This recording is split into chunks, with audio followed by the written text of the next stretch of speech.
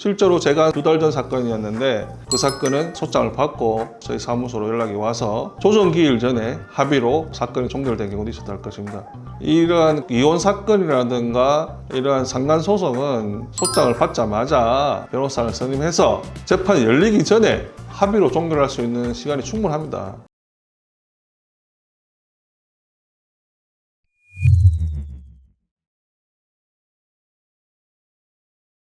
네, 안녕하세요. 법무부 발열증의 이우덕 변호사입니다.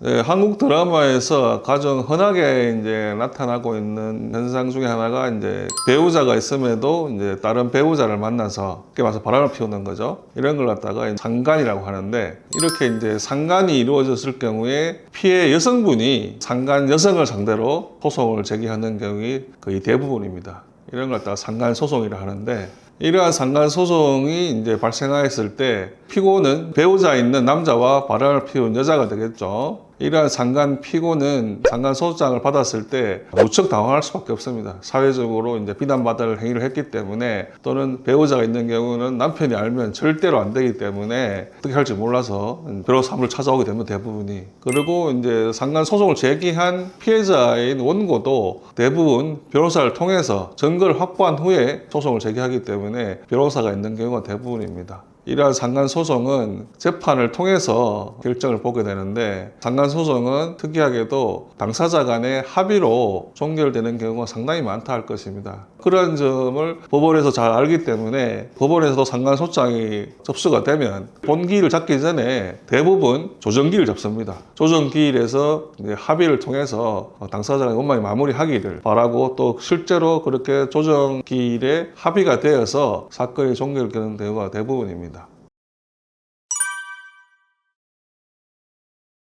상간소송이 법원에 접수되면 법원에서는 접수된 소장을 피고에게 송달을 하게 됩니다. 피고가 송달이 되면 재판이 시작되게 되는데, 법원에서는 이제 송달이 됐다는 사실이 확인되면 조정기일을 잡습니다. 조정기일을 잡을 때는 반드시 원피고 당사자 출석을 요구합니다. 그러나 변호사가 선임되어서 변호인 단독으로 출석을 하여도 과태료 등을 부과하지는 않습니다. 그리고 나서 이제 조정이 되면 당연히 본 재판에 가지 않고 재판은 종결되고, 그 조정 결정문이 나오면 이제 조정 결정문에 따라서 이행을 하면 됩니다. 그런데 이제 조정기일에서 원고 쪽에서 무리한 요구를 하거나 또는 응할 수 없는 다른 조건을 제시했을 경우는 본안 재판으로 갈 수밖에 없고, 본안 재판에 가게 되면 피고 쪽에서 상간 사실을 인정한다면 이제 위자료 금액에 산정이 다툼이 되겠지만은, 이제 상간 사실을 자체를 부인하게 되면 이제 원고 쪽에서 상간 사실을 증명을 해야 됩니다. 그리고 이제 상간녀 대부분들은 상대방과 잠자리를 하지 않았다. 근데 이게 무슨 부정행위냐, 이렇게 주장하면서 자기는 인정할 수 없다고 하는 경우가 상당히 많은데, 우리 법원에서는 배우자가 있는 다른 상대방이 업무상 사유 외에 다른 사유로 상대방 여성이나 남성을 지속적으로 만나거나 또는 지속적으로 업무 외적으로 연락을 하거나 하는 경우에도 부정행위로 인정해서 손해배상을 판결하고 있다 할 것입니다.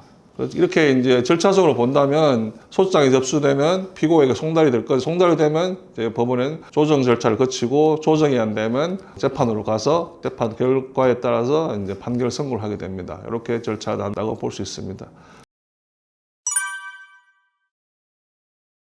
이 상간소송에서 변호사를 선임한 이유가 크게 두 가지로 나눌 볼 수 있는데, 하나는 부정행위에 대해서 인정될 것인지 말 것인지에 대한 판단이 필요하고, 그러한 점이 반드시 변호사가 전문가이기 때문에, 그러한 판단 능력이 있기 때문에 변호사 선임해야 될 것이고, 부정행위가 인정된다면 이제는 위자료 금액을 낮추기 위해서 양형 사유를 조절할 수 있는 자료로 증거를 제출해서 이제 위자료 금액을 낮추는 데 있어서 또 변호사의 조력이 반드시 필요하고, 그 두 번째로 변호사를 선임해야 되는 이유를 들자면, 재판 이제 절차 단계에서 상간 소송은 이제 당사자 간에 합의만 되면 소치하로 종결되거나 또는 조정 단계에서 종결되거나, 재판이 열리더라도 다 인정한다고 할 경우에는 빨리 종결될 수 있다 할 것입니다. 또는 조정이 열리기 전에 원고 측 변호사와 피고 측 변호사가 서로 연락을 통해서 서로의 조건 합의를 하게 됩니다.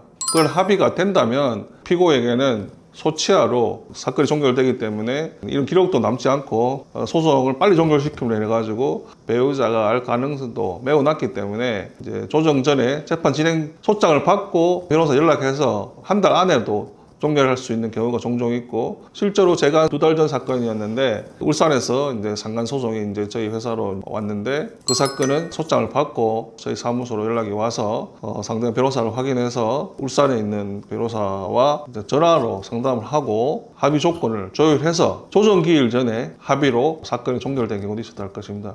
이러한 이혼 사건이라든가 이러한 상간 소송은 소송을 제기할 때도 반드시 변호사가 필요할 뿐만 아니라 소송의 상대방, 상간녀가 되거나 상간남이 이제 되었을 경우에도 소장을 받자마자 변호사를 선임해서 재판이 열리기 전에 합의로 종결할 수 있는 시간이 충분합니다. 그렇기 때문에 이러한 상간 소송의 경우에는 소장을 받으면 본인도 뭐 소문이 나거나 알려지면 상당히 사회적으로 비난을 받기 때문에 최대한 빨리 변호사를 선임하는 것이 빠르면 빠를수록 좋다 할 것입니다.